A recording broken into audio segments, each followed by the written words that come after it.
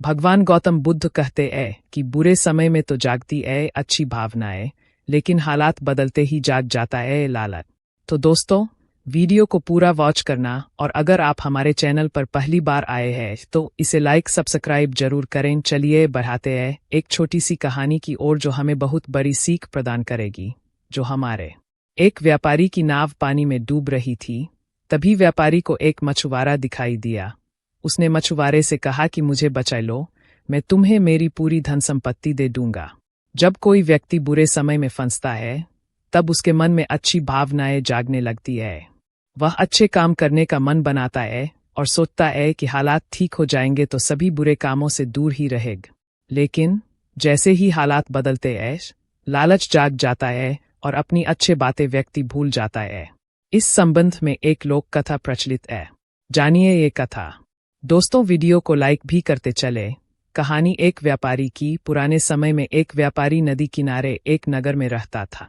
एक शहर से दूसरे शहर जाने के लिए उसे नाव का उपयोग करना पड़ता था, लेकिन उसे तैरना नहीं आता था। एक दिन वह नदी के रास्ते दूसरे नगर जा रहा था। नदी के बीच में उसने देखा कि उसकी नाव में पानी भरा रहा है। नाव में छेद हो गया था। वह डर गए। अब सेठ भगवान को याद करने लगा। तभी उसे एक मछुआरा दिखाई दिए।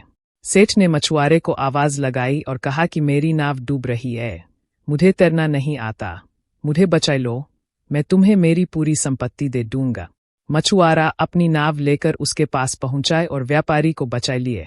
मछुआरे की नाव में बैठने के बाद सेठ ने राहत की सांस ली। अब वह सोच रहा था। उसने मछुआरे से कहा कि भाई, अगर मैं तुम्हें मेरी पूरी संपत्ति दे दूंगा तो मैं अपने जीवन यापन कैसे कर पाऊंगा। मैं तुम्हें पूरी तो नहीं, लेकिन आधी संपत्ति दे दूंगा।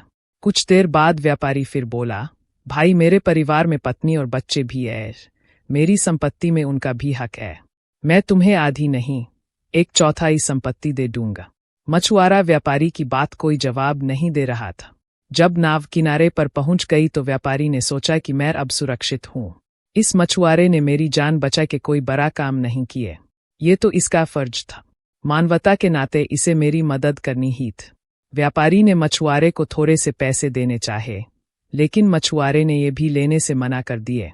सेठ अपने पैसे लेकर वहां से चला गए।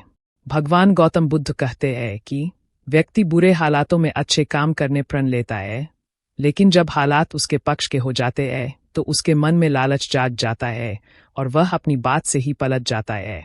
दोस्तों, हम सभी के साथ मिलकर काम करने से काम कम हो जाता है और सफलता मिलने की संभावनाएं बढ़ जाती है।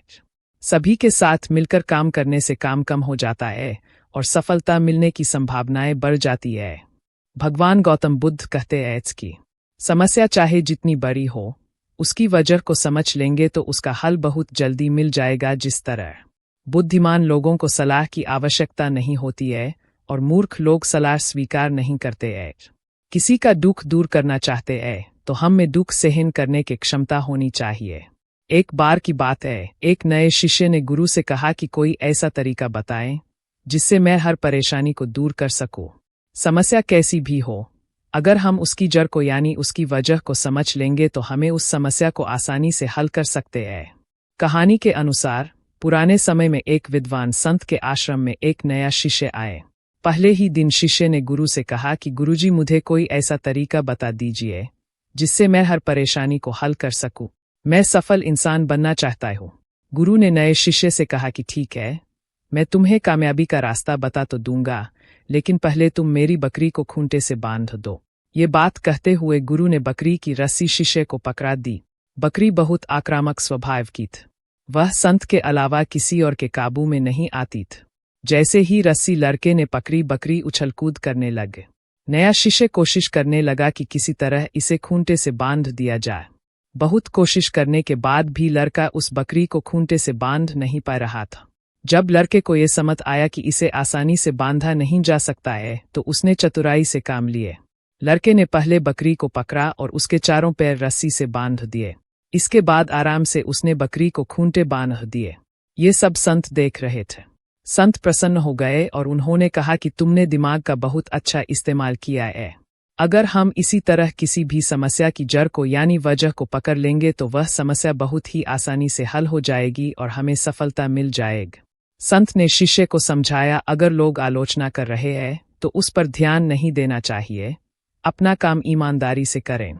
अगर हम चाहते हैं कि कोई हमारी आलोचना ही न करे तो ये संभव नहीं है। हम कुछ भी काम करेंगे तो कोई न कोई तो उसकी बुराई जरूर करेगा। अगर हम ऐसी नकारात्मक बातों पर ध्यान देंगे तो हम अपना काम ही नहीं कर पाएंगे।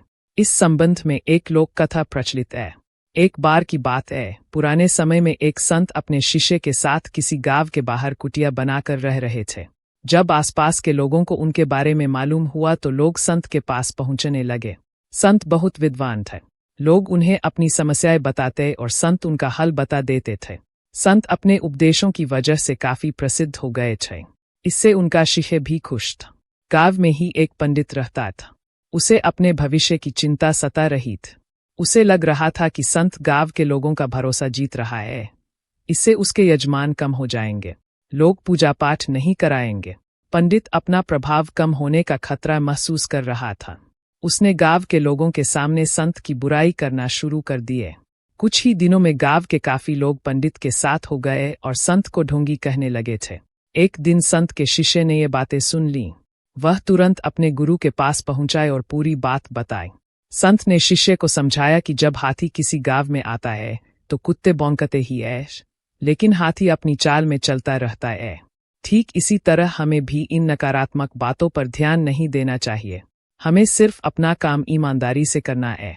भगवान गौतम बुद्ध कहते हैं कि हम सिर्फ अपना कर्म अच्छी तरह कर सकते हैं, समाज में हो रही आलोचनाओं को रोक नहीं सकते हैं। हम कुछ भी काम करेंगे तो लोग तो आलोचना करेंगे। इसीलिए सिर्फ अपने काम पर ध्यान लगाए, ईमानदारी से काम करते रहे। दूसरों की बातों पर ध्यान देंगे तो जीवन में सुख शांति नहीं मिल पाएगी। तो दोस्तों, आपको हमारी यह वीडियो कैसी लगी, इसे लाइक और कमेंट में बुद्धे नमः जरूर लिखें।